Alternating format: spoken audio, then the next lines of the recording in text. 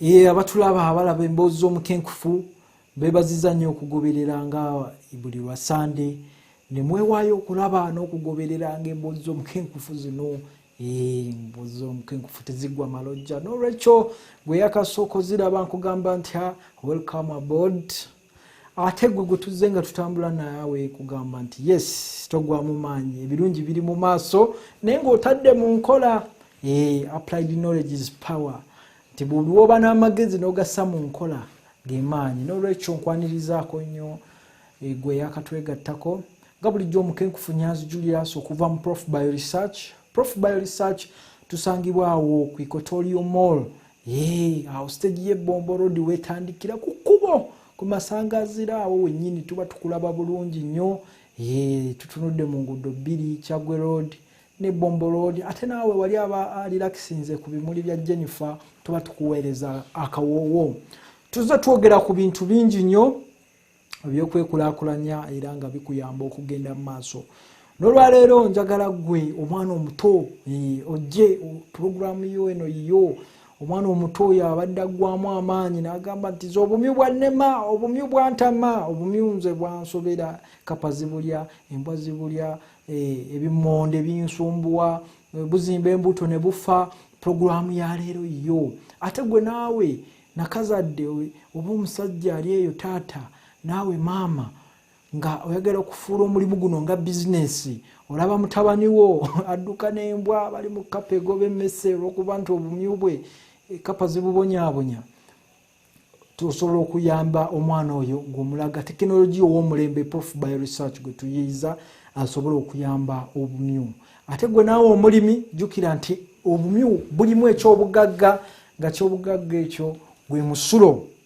n'olwaleero n'olwekyo tugenda kuyiga okugatta omusulo omutindo ku musulo gw'obumyu ate n'okutunula obumyu nga bizinesi bw'otunulira obumyu kyekimu ku kisolo ekikyasinze okuzaala era oli bwakugamba nti ozaala nga bumyu bakuvumye nnyo obumyu bwe buba buzaala mangu kitegeeza tusobola obufunamu ssente mu kaseera katono nnyo naye tugenda kukola tutya abantu abasinga batunulira obumyu buno ng'ennyama era abazungu bo babulyanga white meat ennyama enjeru white meat waliwo obutiko n'obumyu ennyama y'ebika ebibiri etaliimu masavu era etalwaza mutima era bw'oba ogenze South Africa babulya nnyo ne mu Europe ne mu zi 5-star hotels bo babulya nnyo ng'ennyama naye ate ng'ogyeko okubanga ennyama y'obumyu yatunzi nnyo kwaba abagirya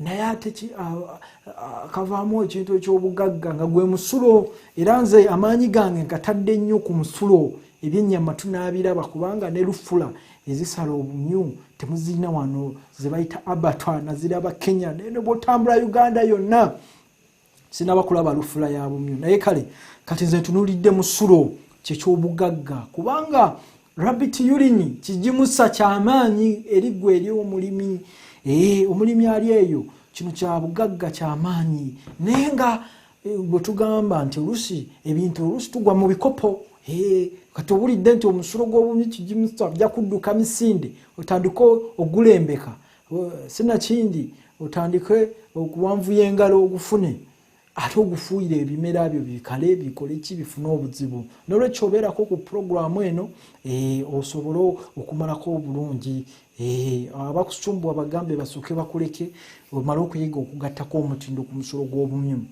bw'oba otunuulidde obumyu bizinesi naye ate ffe ekivaamu ssente ate tukibuusa amaaso kubanga bw'oba otunuulidde obumyu bwe tuba tuzimbye ekiyumba ekirungi nga Prof Bio Research ffe kyetuzimba oba kyetuguza abantu tumanyi tulina ebiyumba by'obumyu waliwo ebya kalina 8 kalina 2 n'ekisookebwako naye nga olwembeko omusulo guno bulungi nnyo ate ng'obumyu buno tebusobola kulwala bimmonde na bulwadde bulala obumyu bulwala coccidiosis ekiddukano eky'omusaayi ekiddukano nga bwolaba ebisumbuwa enkoko era n'obumyu byebimu byebisumbuwa ku nkoko nabalaga keegi mosobola okulundira enkoko ne zitalwala n'obumyu bulina keegi ez'omulembe ziriko amazzi bwe gafulumira bunipos kugamba akamene katayiwayiwa amazzi kufuna bimonde na kuleeta bucaafu obuvaako endwadde nga omusujja gw'obumyu ne pneumonia. Era obumyu buno tubukolera pellets eza saffron. Kati ngaffe aba Prof Bioresearch tulina ebyuma ebikola pellets. Kati pellets zino za saffron tujja musomako naye kimuli ekisinga okuba ekyebbeeyi mu nsi yonna. Oziteeka mu mmere y'obumyu kapaketi kano konna kalamba obumyu ne bufuka nnyo ate ne bukula ku sipiidi y'ekika ekyawaggulu. Naye abantu abatamanyi abasinga tebamanyi nti omusulo gw'obumyu guno gusikiriza nnyo ensiriŋŋanyi. Ensiriŋŋanyi zeeyongera obungi mu ttaka kubanga omusulo gw'obumyu gukola akawoowo mu ttaka era bw'ogufuuyira ku birime ebyo gukola akawoowo ke bayita ester. Akawoowo ako ke kamu nga bw'olaba omuyembe osobola okuwulira omuyembe nti omuyembe gwengedde teri nniimu ono ffene. Omuntu tasobola kugamba nti nniimu ye ffene ne baba bamusibye akandooya abaamanyi nti ne bwe bansibyewo akakookolo bwe mpunyiriza bwe nti ogwo muyembe bwe mpunyiriza bwe nti oyo ffene. Akakawo akavaako bakayita ester. Kati akawo ke kamu kava mu musulo gw'obumyu gw'okaatuusizza gw'ofamentinze ng'okozesa sukaali ggulu ne yisiti. Akawo ako ne kasikiriza ensiriŋŋanyi. Ensiriŋŋanyi bwe zeeyongera mu ttaka ettaka lyo ligimuka kubanga zikola emiwaatwa mu ttaka oba ziyite channels ate n'okuvunza kuvunza ebimera oba ebikoolakoola oba nakavundira yenna abeera mu ttaka. Oluusi katugeza tuteeka obusamu mu nnimiro yaffe naye obusa bulwawo okuvunda muyinza okutwala omwaka mulamba nga tebunnaba kuvunda ng'olowooza nateekamu obusa mu nnimiro ebimera biri mu kukula bulungi kumbe obusa tebunnaba tandika kuvunda. Naye bwe mubaamu ensiriŋŋanyi obusa buvunda mangu ekimera ne kikula mangu ne kifuna NPK. Kati omusulo gw'obumyu kye gukola nti osobola ogukwata n'oguteeka mu bbomba kati nga guno tugulina ku Prof Bioresearch n'ofuuyira ku kikolo wansi ku mirandira ate ne ku makoola ekimera ne kikula sipiidi ate n'ensiriŋŋanyi ne zeeyongera kuba ensiriŋŋanyi bwe zibeera mu ttaka bwe bugimu era bw'oba oli eyo ng'ettaka lyo teririmu nsiriŋŋanyi omanyi oli bubi nnyo toli mulimi naawe oliwo kweteekawo bweteesi mu kategole y'abalimi naye ng'okyabulamu. Era omusulo gw'obumyu guno gwongera emirandira bw'ogufuuyira ku bimera naddala guno omukaatuuse gwe bayita fermented urine nga bwe tugenda okulaba mu kitundu kyaffe ekyokubiri engeri gye tugukola gwongera emirandira ku kimera. Kati ebimera ebimu nga bw'olaba ebitooke ebimu biba n'emirandira mitono. Lwaki? Nti mugenda ne mukola ensobi muteeka nakavundira okuliraana ekitooke. Kati nakavundira bwe yalinaana ekitooke tekisindika mirandira mingi nnyo okunoonya biriisa kati gezo emirandira gibamu emimpi kibuyaga bwajja ebitooke byonna ne bigwa wansi ogenda okulaba ng'olusuku lwonna lusaanyeewo olw'okuba nti muliisiza kumpi bwe kuti. Kati ekyo ensobi y'amaanyi era abantu abasinga obusaba buteeka mu fuuti nga nnya ekitooke ne kisindika emirandira okukima ebiriisa. Kati naye ebyo byonna tobyetaaga bw'obanga olina omusulo gw'obumyu.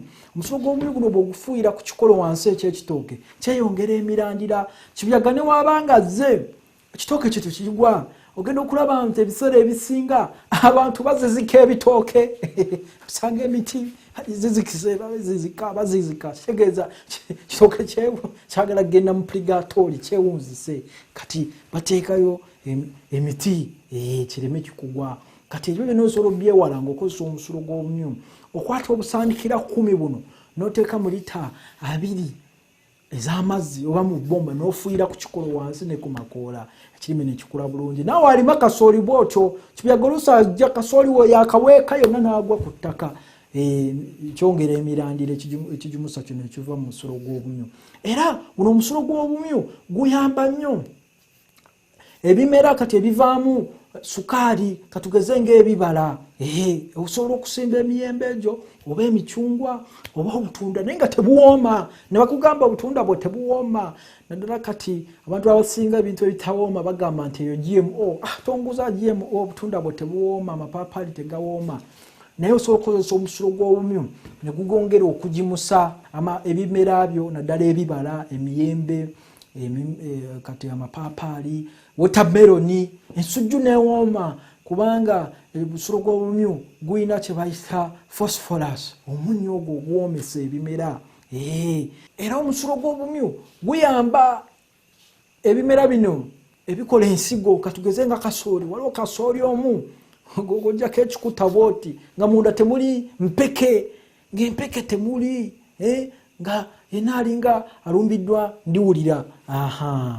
Kati awo osobola okukozesa omusulo gw'obumyu n'ofuuyira ebimera byo ddala ebikola ensigo, kati nga flax, abalima flax, n'ofuuyira rosemary, n'ofuuyira kasooli, kugamba empeke neyeeyongera bwebanga kimera kiteekako ebimuli ne bitakunkumuka. N'olwekyo omusulo guno ogw'obumyu guno zaabu, era mu kitundu kyaffe ekyokubiri tugenda kuyiga oguteekateeka okukolamu ekigimusa, ate wamu n'okugukolamu eddagala ly'ebirime eriri organic. Naddala mu abaagala okulima organic, sente z'abazungu zibalemye. Lwaki? Mwepanka nti mulima nnyo nti it's an agricultural country Uganda, n'ebintu byammwe babigobera ku airport. Lwaki? Mukozesa chemical. Kati tukomawo n'ekitundu ekyokubiri, tovaawo.